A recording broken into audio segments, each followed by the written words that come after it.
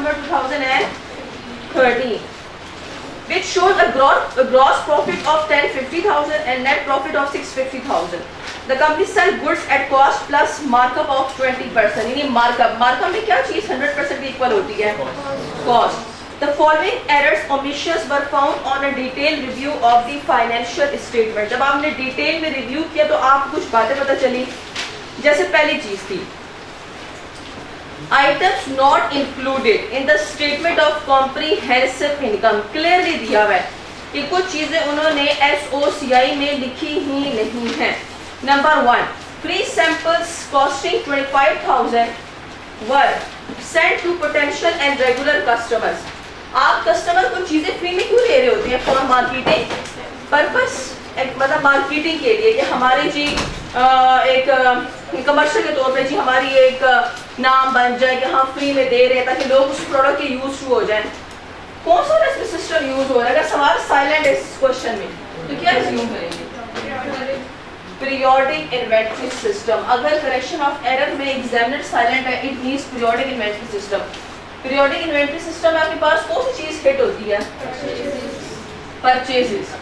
आपने फ्री में चीजें उठा के दे दी गोदाम से. मार्केटिंग एक्सपेंस डेबिट और परचेजेस क्रेडिट 25,000. रॉन्ग में उसने कुछ किया? नहीं, रॉन्ग में उसने कुछ भी नहीं किया. Not included. तो रेक्टिफाई में आप ऐसे कैसे उठा के लिखोगे? मार्केटिंग एक्सपेंस डेबिट और परचेजेस क्रेडिट. मार्केटिंग एक्सपेंस किसको हिट करेगा? किस? ग्रॉस प्रॉफिट या नेट प्रॉफिट को? एक्सपेंस सिर्फ जो है वो नेट प्रॉफिट को हिट करता है, जबकि परचेजेस किसको हिट करेंगे? Gross profit plus net profit को. Second, goods costing. गुड्स जिसकी cost 10,000 but taken by the owner for personal use. जब भी ऑनर आके गोदाम से कोई भी चीज ले जाता है उसे क्या बोलते हैं? ड्राइंग्स. तो डबल एंट्री करनी चाहिए थी आपको ड्राइंग्स डेबिट और परचेजेस क्रेडिट. कॉस्ट खुद दी है उन्होंने 10,000. भाईजान ने कुछ भी नहीं किया. नॉट इंक्लूडेड ऊपर पहली लाइन में लिखा हुआ है, तो आप as it is double entry करेंगे ड्राइंग्स डेबिट और परचेजेस क्रेडिट.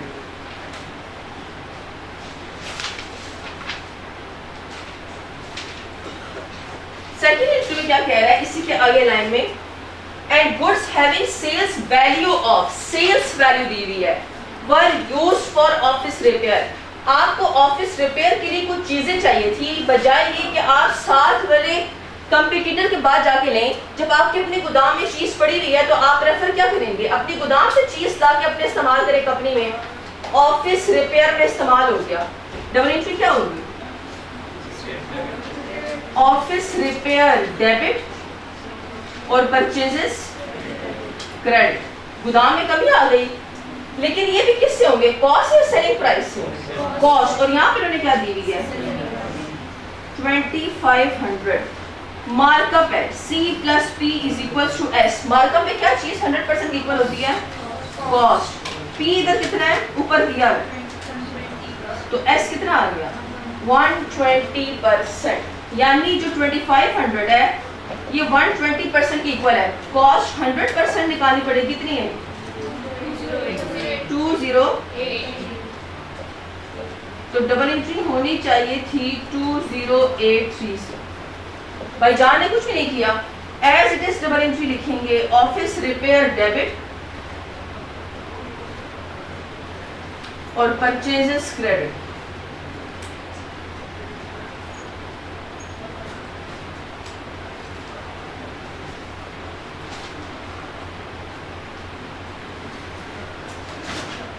ये किया था हम लोगों ने. Unpaid salaries and transportation inward.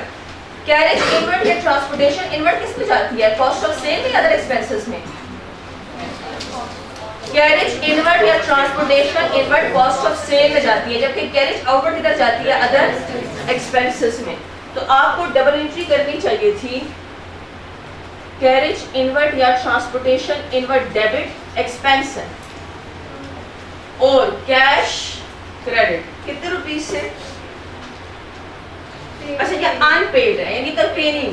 Payable liability है, क्रेडिट कितनी है, ट्रांसपोर्टेशन 10,000। एक और चीज भी अनपेड है जो आपको करनी चाहिए थी, सैलरीज। आपने एम्प्लॉइज को अभी तक सैलरी नहीं दे दी और उससे काम निकलवा लिया तो अक्रूड एक्सपेंस हो गया। सैलरीज एक्सपेंस डेबिट और अक्रूड एक्सपेंस क्रेडिट या पेबल क्रेडिट करने 20,000। भाईजान ने कोई भी डबल एंट्री नहीं की तो as it is double entry करेंगे। Carriage inward debit 10,000, payable credit 10,000 और यहां डबल एंट्री करेंगे सैलरीज एक्सपेंस डेबिट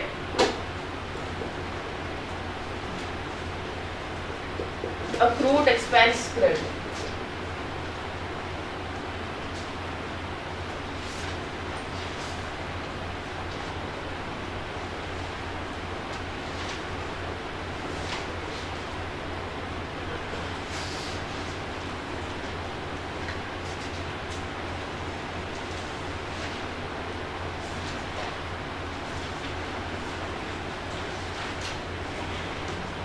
B1 में क्या कह रहा है, old furniture items were sold for 3,000। आपने पुराना फर्नीचर बेचा 3,000 का और इसे किस में लिख डाला, सेल्स डे बुक में, यानी आपने डबल एंट्री की डेटर डेबिट और sales credit. The book value of these items was 2,000 और इसकी कैरिंग वैल्यू कितनी थी, 2,000 थी। 3,000 की चीज हमने 2,000 की चीज हमने 3,000 पर बेच डाली तो गेन या लॉस, गेन आएगा कितने रुपीस का, 1,000 का।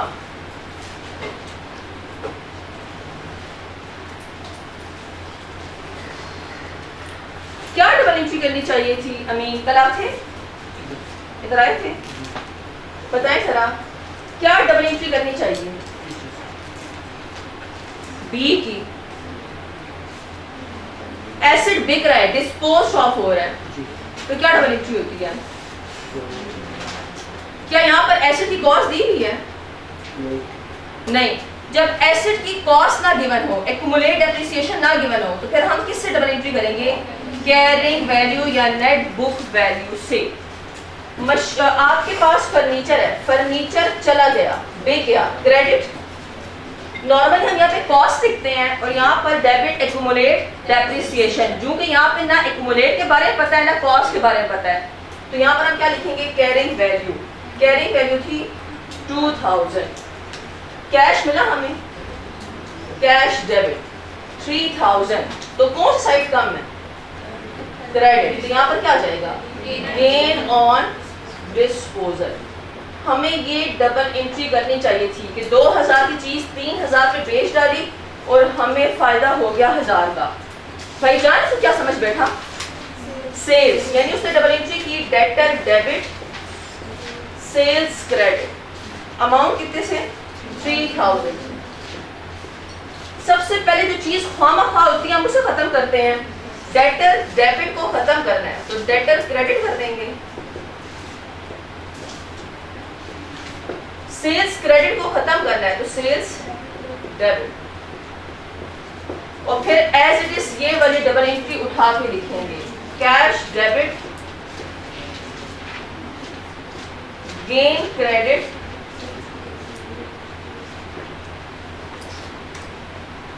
और फर्नीचर क्रेडिट। गेन किधर जाते हैं, अदर इनकम में सिर्फ नेट प्रॉफिट को हिट करेंगे, जबकि ऊपर हम सेल्स डेबिट कर रहे हैं, सेल्स कम कर रहे हैं। सेल्स कम होना किसको हिट करेगा, ग्रॉस प्रॉफिट और प्लस नेट प्रॉफिट दोनों को।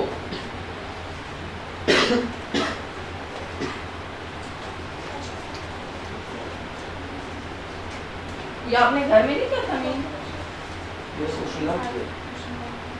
ये बाइकर मैंने कल ही परसों दिया था। ओ अच्छा, ये भी था।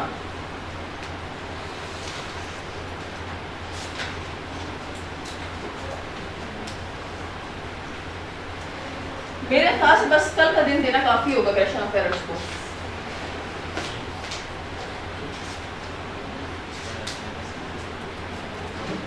मंडे से स्टार्ट करेंगे statement of changes in equity.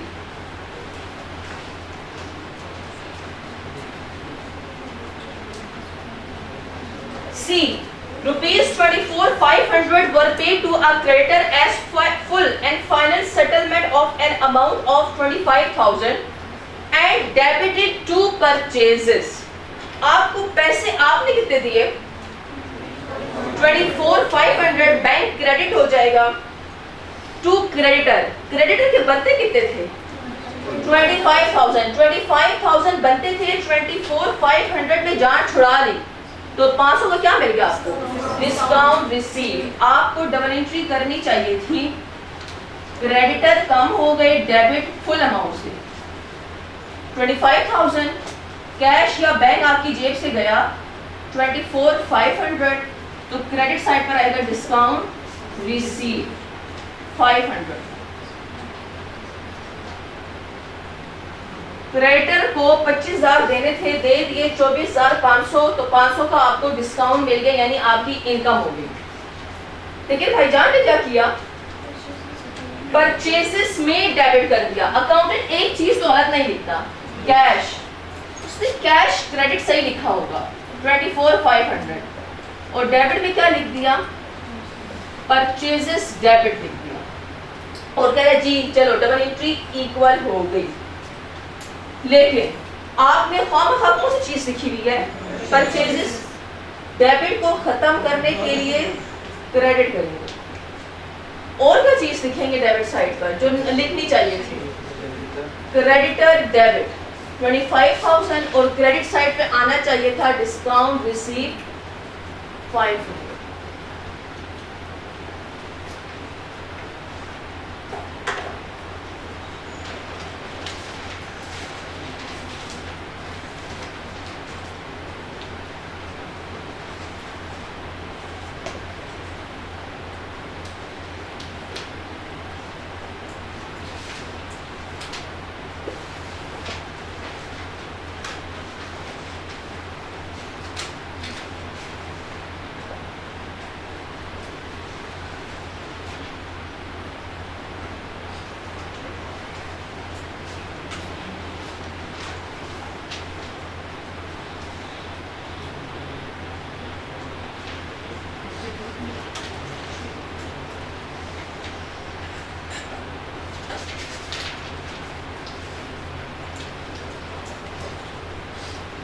इसकी भी लगाया था हम लोगों ने।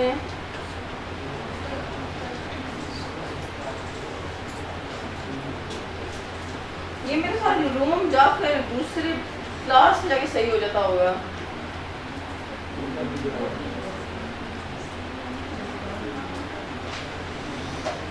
मैं सर से कहती हूँ पंखा ठीक करवा दें। बोला बी पर आए। The sales day book was over cost by 30,000 by 30,000। यहाँ पर आप खुद से फिगर अज्यूम कर रहे हैं कि यहाँ पर फॉर एग्जांपल होना चाहिए था 60,000, आपने कितना लिख दिया? 90,000। तो कितने से आपने ज्यादा लिख दिया? 30,000 से। कोई भी आप फिगर ले सकते हैं। अगर आप डायरेक्ट करना चाहे डायरेक्ट भी कर सकते हैं इसमें। जैसे आपने सेल्स ज्यादा लिख दिया तो डबल एंट्री क्या होती है? वैसे आपने क्या लिखा हुआ है? डेटर डेबिट और सेल्स क्रेडिट। जब ओवर स्टेट दोनों साइड तो क्या करते हैं? रिवर्स। सेल्स डेबिट और डेटर क्रेडिट। कितने से लिखा हुआ है? 30,000 ऐसा है। और फिर उसके बाद लास्ट वाला आपने परचेजेस को, परचेज डे बुक को भी क्या किया हुआ है? 67,000 को आपने क्या लिख डाला? 6,700। ओवर स्टेट या अंडर स्टेट?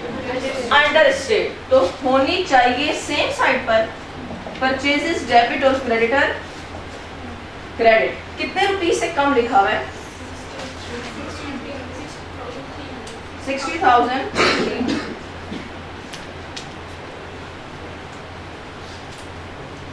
ऐसे ही किया था कुछ। ग्रॉस और नेट प्रॉफिट बनाना था आगे नहीं बनाना आता।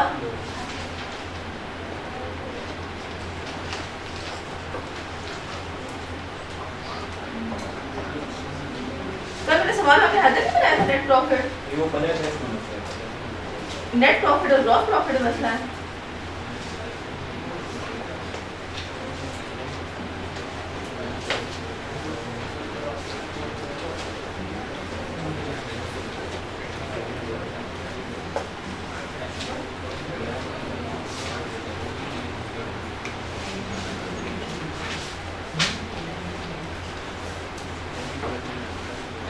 चले जी, ग्रॉस प्रॉफिट बनाना है और नेट प्रॉफिट।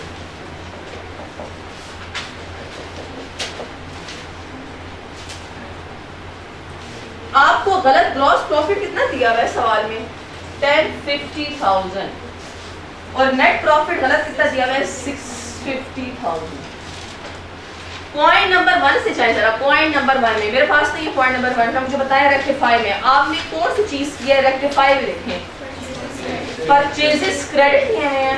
परचेजेस यानी एक्सपेंसेस को कम किए हैं। एक्सपेंसेस को कम करना, परचेजेस को कम करना, कॉस्ट ऑफ सेल को अब मैंने बोला परचेजेस को कम करना, कॉस्ट ऑफ सेल को जी कम करना। परचेजेस को कम करना यानी कॉस्ट ऑफ सेल को कम करना, कॉस्ट ऑफ सेल को कम करना, ग्रॉस प्रॉफिट और नेट प्रॉफिट दोनों को